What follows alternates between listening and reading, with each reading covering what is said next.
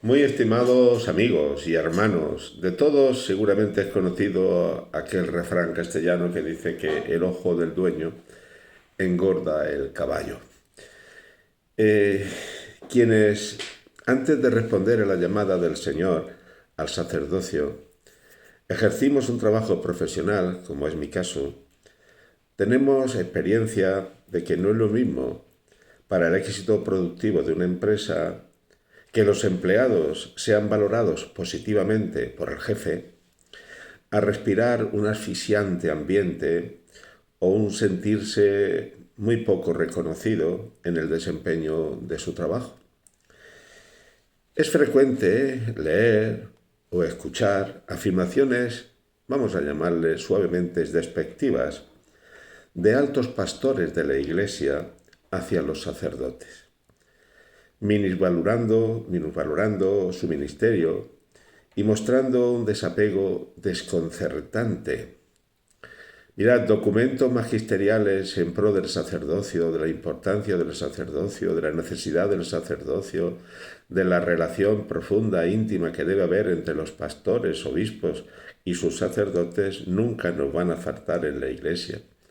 Se reconoce en ellos que el obispo sin sus sacerdotes prácticamente no puede gobernar, dirigir, evangelizar en una diócesis. Y que los curas, los sacerdotes, hemos de estar en comunión y trabajando pastoralmente, pues coordinados y bajo la dirección, la obediencia al propio obispo. Pero la praxis concreta, desde mi punto de vista, no siempre es coherente con estos principios. Calificar a los sacerdotes como amargados, tristes, solterones, funcionarios de lo religioso o incluso soberbios, no creo que sea la postura episcopal que el clero necesita para vivir o sentirse respaldado en su ministerio, tantas veces seco y con experiencias de soledad desconcertante. Empresas he conocido que han perdido a sus mejores y más preparados empleados, quizá captados por la competencia por falta de incentivos en la empresa. Como alguien dijo alguna vez, el problema que vivimos, por ejemplo, en la Iglesia, no siempre es, vamos a llamar así, de los empleados de la Iglesia, es un perdón por el calificativo, por el nombre, me refiero a los sacerdotes, porque da la impresión de que es más bien un problema de, entre comillas, la empresa, es decir, de la Iglesia institucional, incapaz en muchas ocasiones de estar cerca de sus colaboradores inmediatos como son los sacerdotes.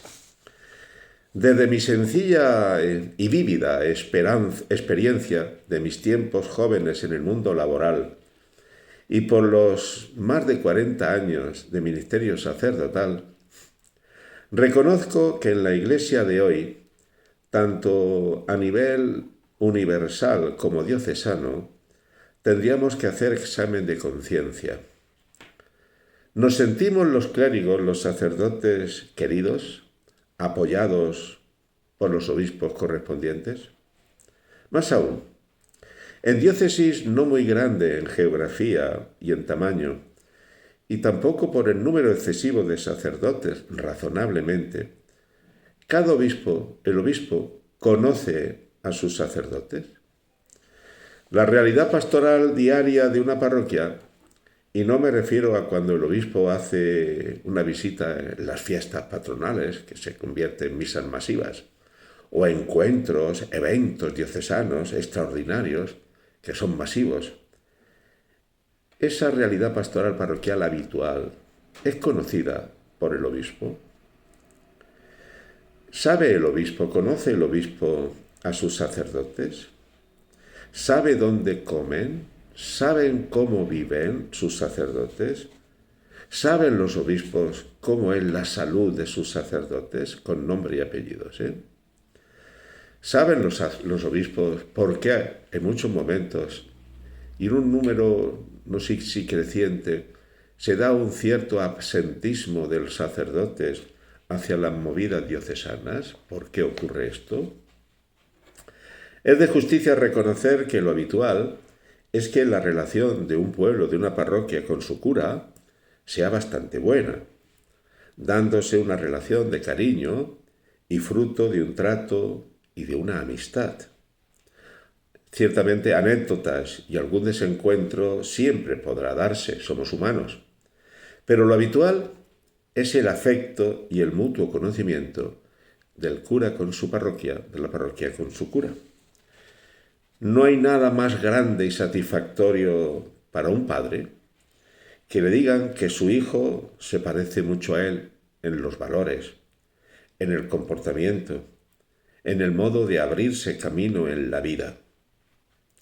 Un obispo, sea el Papa de Roma o un obispo diocesano, si quiere influir y levantar el ánimo, sin duda influir y levantar el ánimo de sus sacerdotes, de su clero, en su sí vocacional y que se concretó el día de la ordenación sacerdotal, no creo que tenga otra opción y otro camino que la cercanía presencial del obispo con cada sacerdote.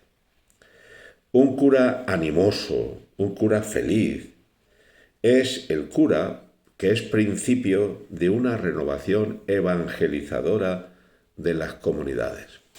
Sería bueno que estas cosas nos las replanteáramos. Los curas, de un modo, digamos, consciente, soy feliz. ¿Por qué trabajo en la iglesia? ¿Por qué soy parte de la iglesia? ¿Por qué soy sacerdote? ¿Qué hago yo en este pueblo? ¿Qué hago yo en esta comunidad? ¿Cuál es mi munus? ¿Cuál es decir, mi lugar en esta iglesia? ¿A quién hago presente? ¿A quién me he entregado? Es decir, dependo de las simpatías de los de arriba y la simpatía que busco es la de mi Señor, de mi Jesucristo, y me parezco a Él quizá en el modo como tengo que subir a la cruz, en la soledad, a la hora de evangelizar.